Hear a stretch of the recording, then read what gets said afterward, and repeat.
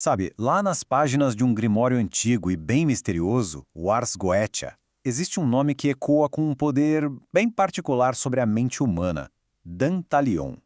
Para alguns, um demônio; para outros, um guia. Hoje, a gente vai tentar desvendar as 1000 faces dessa entidade tão fascinante. Olha só para isso que está na tela. Isso aqui é bem mais do que um simples desenho antigo, tá? Esse é o sigilo de Dantalion. Na tradição ocultista, a gente não olha para isso como uma assinatura, mas sim como uma chave. É como se fosse um mapa para acessar uma das inteligências mais enigmáticas que existem.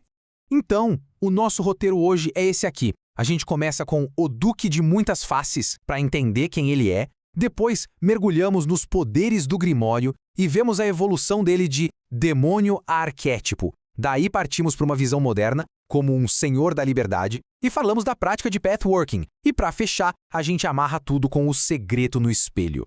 Vamos lá! Beleza, então vamos começar. Afinal de contas, quem é essa entidade? A tradição o coloca lá como o 71º espírito da Goetia, uma figura toda envolta em mistério e com uma profundidade simbólica que, nossa, é simplesmente fascinante. Oficialmente, o título dele é Duque, e não é um duque qualquer, não. Ele comanda 36 legiões de espíritos. Só para a gente ter uma ideia do que isso significa, uma legião romana tinha milhares de soldados. Então a gente está falando de uma força, de uma influência imensa. Esse cargo, na hierarquia goética, diz muita coisa. E a descrição clássica dele é, bem, marcante. Imagina só, um homem com inúmeros rostos, de todos os tipos, masculinos e femininos. E isso não é um detalhe aleatório. É um símbolo muito poderoso do domínio que ele tem sobre a totalidade da consciência humana. E o livro que ele carrega? Ah, esse livro.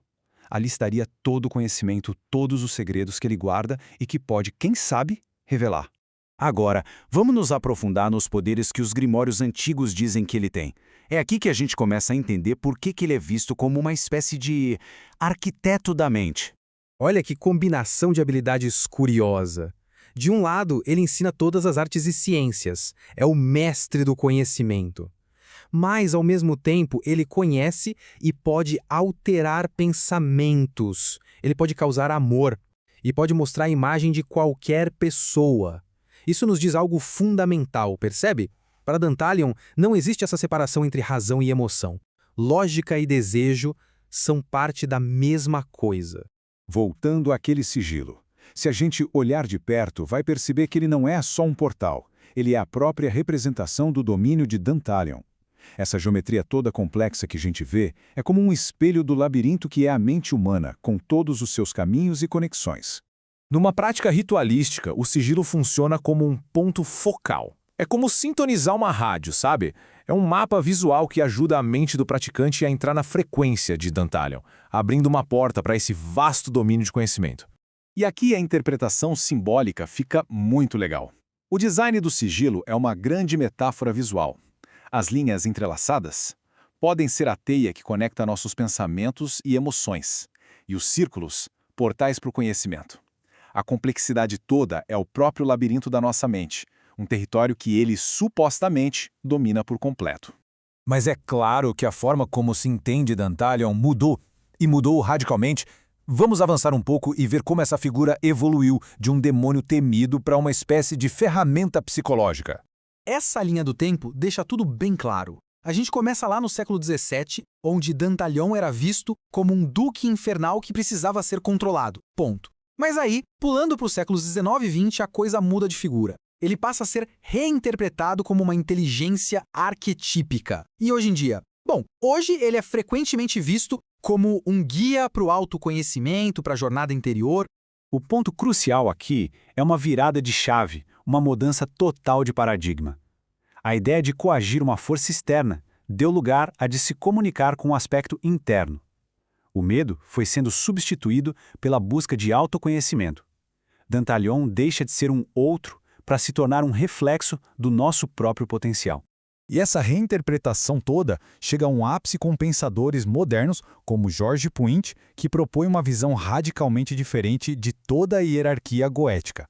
A visão do Puente é, sim, radical. Ele argumenta que a palavra demônio, como a gente usa, é uma distorção histórica. Ele propõe que a gente volte ao termo original grego, daimon, que não significava uma entidade maligna. e sim um espírito, uma inteligência superior. Propoente, eles são, acima de tudo, senhores da liberdade. E sob essa nova ótica, os poderes de Dantalion são totalmente transformados, né? Mudar pensamentos não é mais sobre manipular os outros, mas sobre a habilidade de nos ajudar a quebrar nossas próprias correntes mentais. E causar amor não é forçar uma paixão, mas sim alinhar vontades que já são livres. Então, se essa liberdade é alcançada através do autoconhecimento, como é que se explora esse caminho? Isso nos leva a uma técnica moderna chamada Pathworking, uma abordagem que troca o ritual externo pela jornada nas paisagens da nossa própria imaginação. Essa definição é a chave de tudo. Pathworking não é chamar algo para fora, mas sim viajar para dentro. É uma operação puramente mental, simbólica, que usa a imaginação como um veículo para explorar a energia e o simbolismo de uma entidade como Dantalion. E como seria essa jornada interior? Tenta imaginar. Caminhar por um corredor de faces infinitas. Ou entrar numa biblioteca onde, ao abrir um livro, não se lêem palavras, mas se sentem os pensamentos e as emoções de outra pessoa. Ou olhar para um espelho que pode refletir a imagem de qualquer um, em qualquer lugar. Essas são as paisagens simbólicas do domínio de Dantalion. Certo. Então vamos unir todas as peças. O que é a figura completa de Dantalion, do demônio antigo ao arquétipo moderno, o que tudo isso realmente nos revela? Ele é a prova de que conhecimento e emoção não são opostos. Ele ensina ciências mais complexas e, ao mesmo tempo, rege o amor. Ele é justamente o ponto de encontro onde a lógica e o desejo se tornam ferramentas complementares da vontade. No fim das contas, Dantalion é um espelho. Um espelho que reflete nossas múltiplas faces, nossa complexa rede de pensamentos e sentimentos e a profunda conexão que existe entre todas as mentes. Ele nos desafia a reconhecer que somos muito mais do que um único rosto. E assim, essa jornada toda nos traz de volta aquele livro que Dantalion segura. Um livro que, simbolicamente, contém todos os pensamentos. E isso nos deixa com uma reflexão final.